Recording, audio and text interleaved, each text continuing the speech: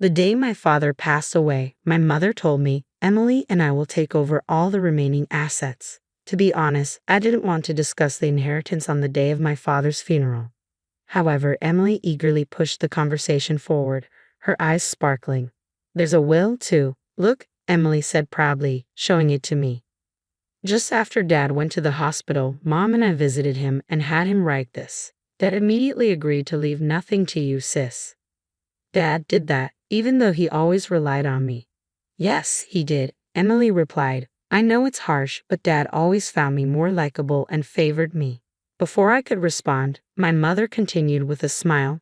Since you don't have a job, we have no intention of giving you a single penny from the inheritance. We'll be enjoying a trip abroad, so prepare to leave this house by the time we return. Wait, how can I accept this? Why would you do this? Before I could say anything else, my mother and Emily retorted coldly, Be quiet. It's impossible for you to get anything from us now. With Dad gone, we can finally act freely. Your role here is done, so leave immediately. All the sacrifices I made for Dad, everything I did for him, and this is the result. How cruel. Giving everything for such an ungrateful father felt pointless. Even if I wished for their help now, it was too late. Hearing their words, any remaining feelings I had for my mother and Emily disappeared entirely.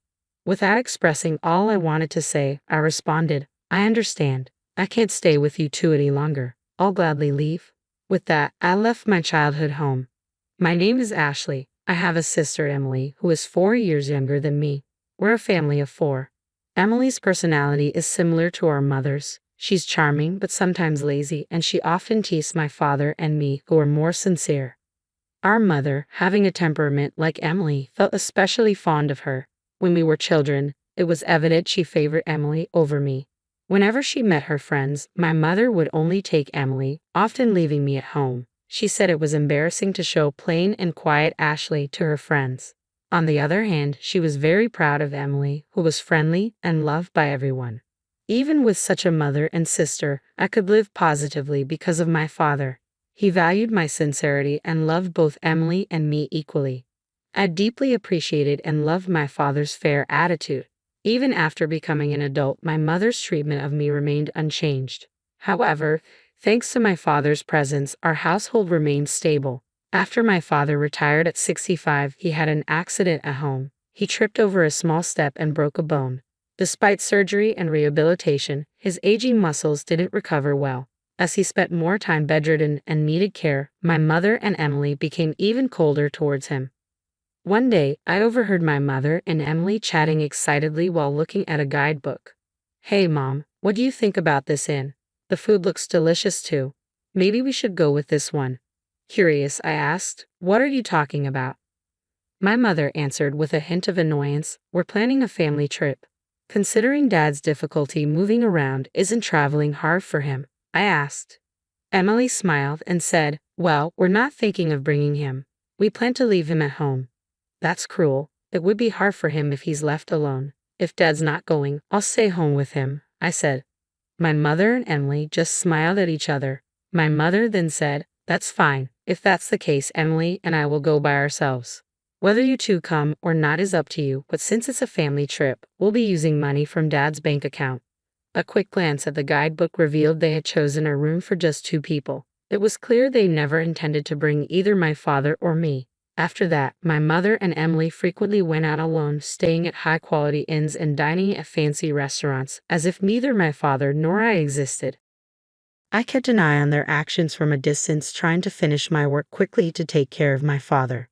When I couldn't handle everything alone, I sought help from care services for tasks like bathing assistance or accompanying my father on short walks. On days when I had to work overtime, I asked my mother and Emily to look after him, but they always avoided the responsibility. One day, a care service staff member called, Ashley, I came to help with the bath, but is there no one at home today? Alarmed, I quickly called my mother and Emily. Despite informing them of the staff's visit in advance, they had left my father alone and gone out. When they finally returned, I confronted them, but there was no apology. The staff are professionals, right? It's okay even if we aren't there. Dad is an adult. He'll be fine being left alone. We don't want our time taken up caring for him like you do, they said, genuinely believing they were doing nothing wrong. I realized I couldn't rely on them and decided to take care of my father myself. Juggling work and caregiving was far from easy, especially since neither my mother nor Emily showed any concern or understanding. My father's condition worsened. He spent more time sitting than walking and ate much less. As the 9th year of caring for my father approached, I became concerned about how frail he looked.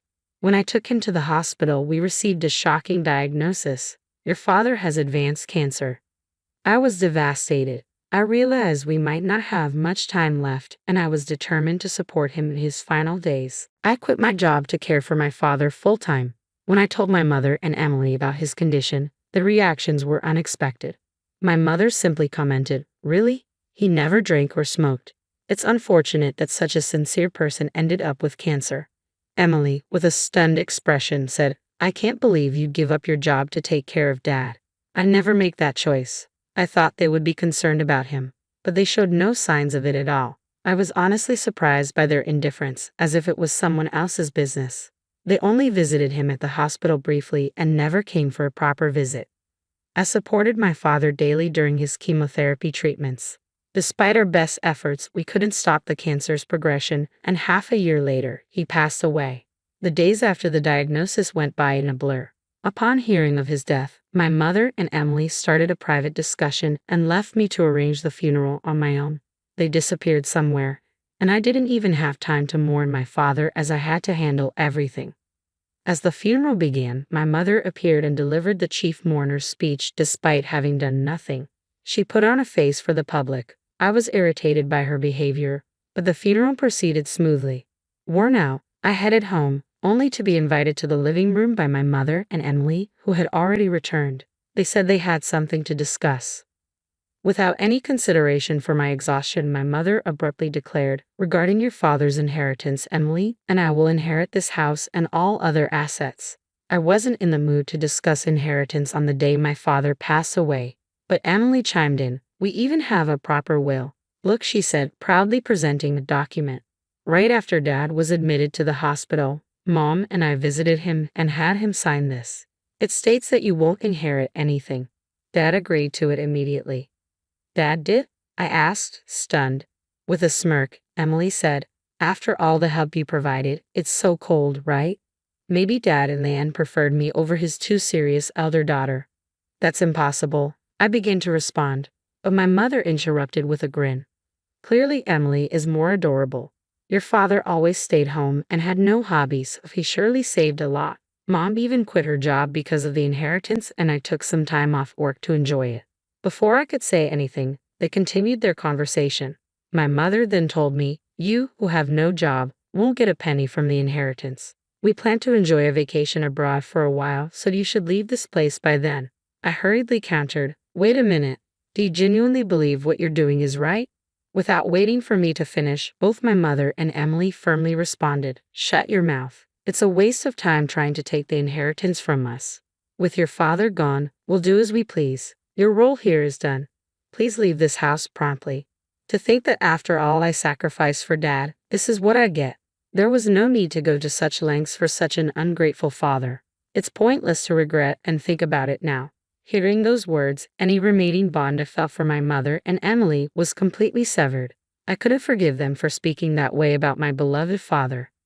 Holding back what I wanted to say, I calmly told them, "I understand your thoughts. From now on, I can't imagine living together with you two. I'll gladly leave."